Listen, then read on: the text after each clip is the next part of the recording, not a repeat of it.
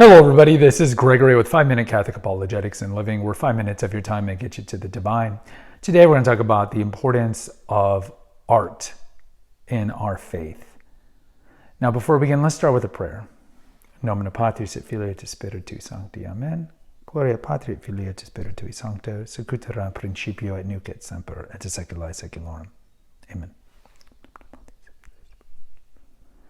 So early on in this channel, when I created it back in, I suppose it was the fall of 2021, I did have a running series on art and religion, and I highlighted probably at least 10 painters that were instrumental in illustrating, demonstrating, or bringing to life scenes from the Bible or from our history to life. So we had, of course, my favorite painter of all time is Caravaggio. So we have an episode on Caravaggio, we have an episode on Rubens, we have an episode on El Greco, and so forth. And I'll definitely make sure I put a banner up here if you want to go check out those videos, because I talk about their history, their personal life, but most famously their most famous paintings. Fra Angelico is another one, and so forth.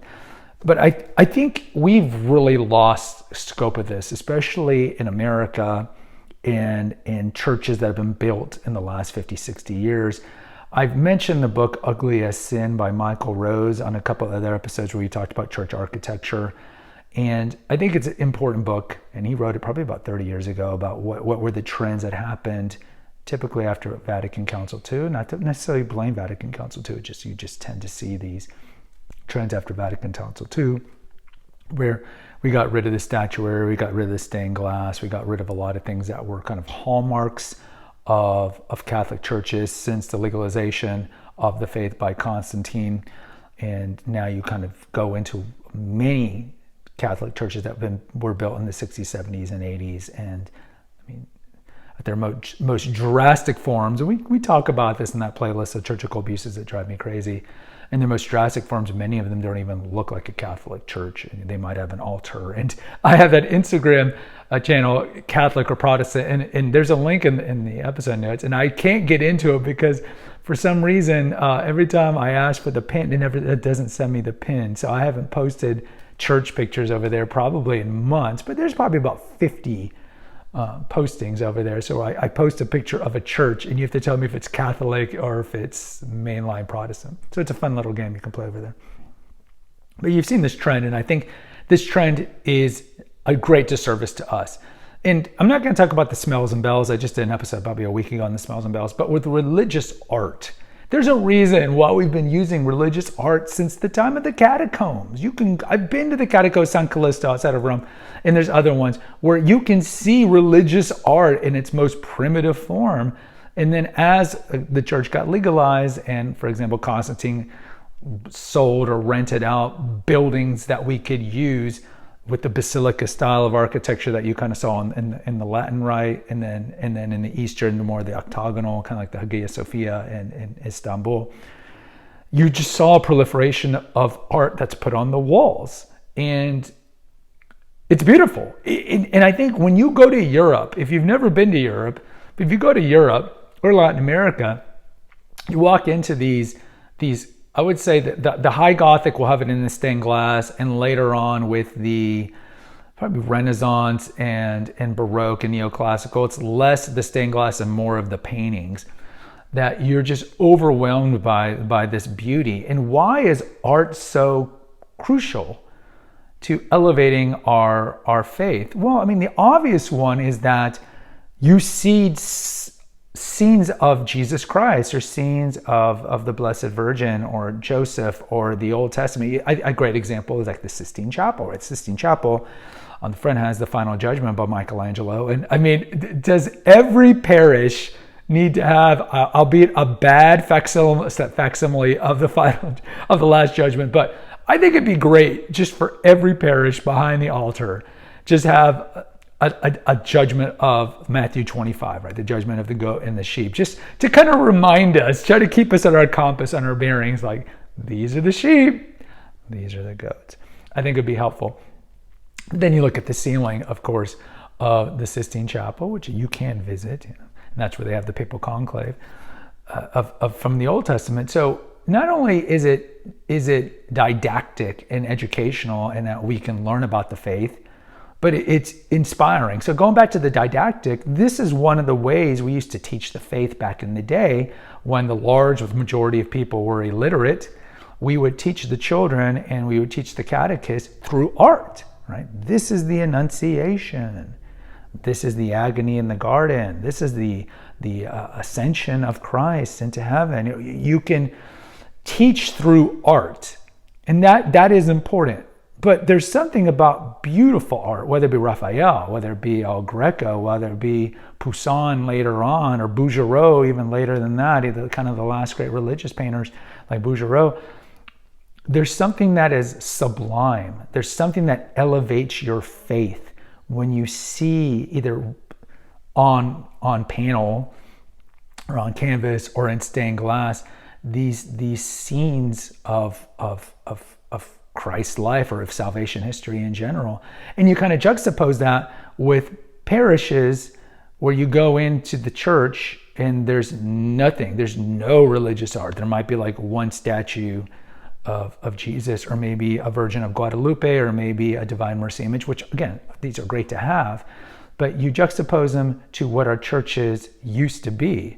And you can still go to Mexico, where my family's from, or anywhere in Latin America or Europe, and mostly in those two kind of areas, and you're just overwhelmed by the religious art. And it's evocative. It's evocative. Like I might have a future episode kind of like on the how the externals help us with the internal life. So for example, you can say your rosary in your bed falling asleep, but it's not ideal.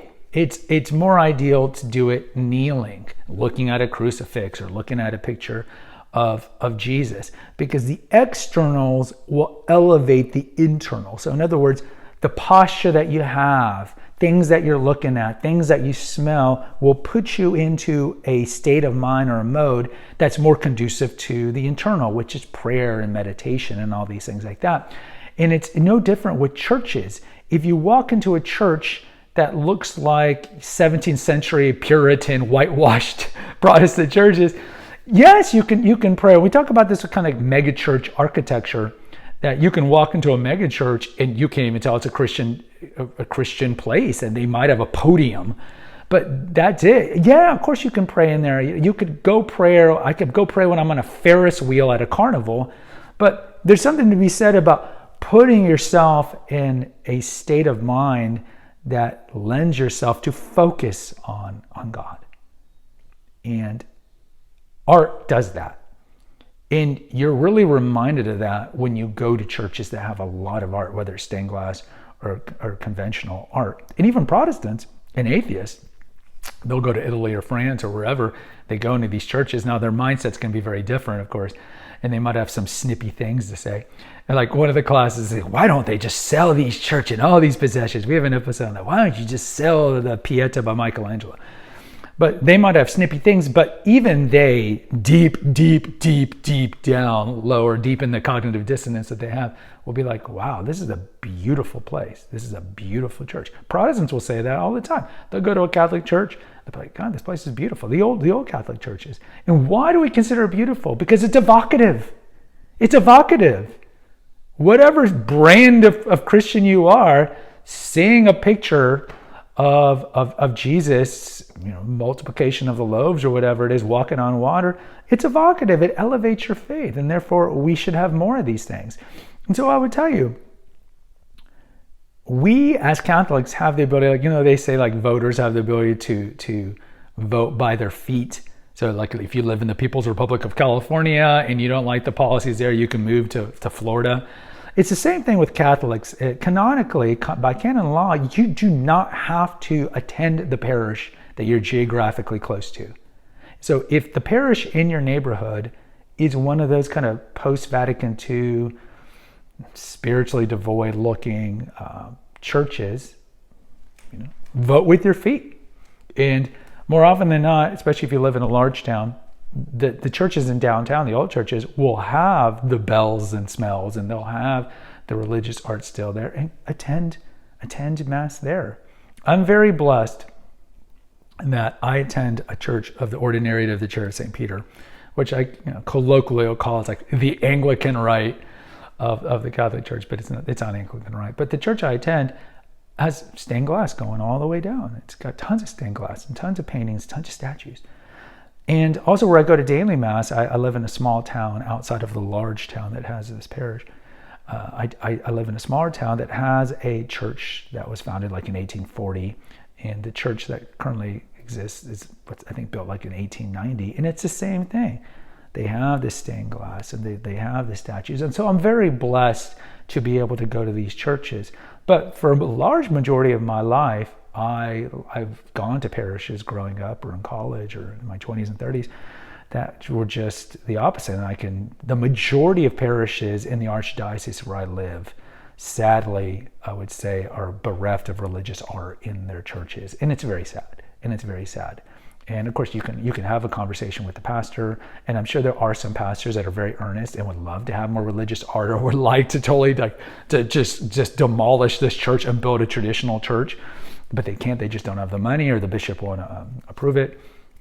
And then certainly you do have some of the kind of more modernist pastors that are totally fine with making the church look like it's a Puritan Anne Hutchinson-esque 17th century church in Connecticut kind of look. And I would say from the Catholic perspective, this is kind of sad because the patrimony of the faith is to have religious art, is to have incense, is to have candles and statues. And it's sad that there's priests who kind of eschew or shun that heritage. But either way, in closing, you know it, I know it, we all know it. You go into a church with a lot of religious art, it edifies, it exalts, and it glorifies you. And it turns that external state into an internal state. It makes it just much more easier to worship and praise our God. Guys, post in the comments. I'd love to hear from you. Hit the notification, subscribe, and share button. Until next time, take care, God bless, and pray.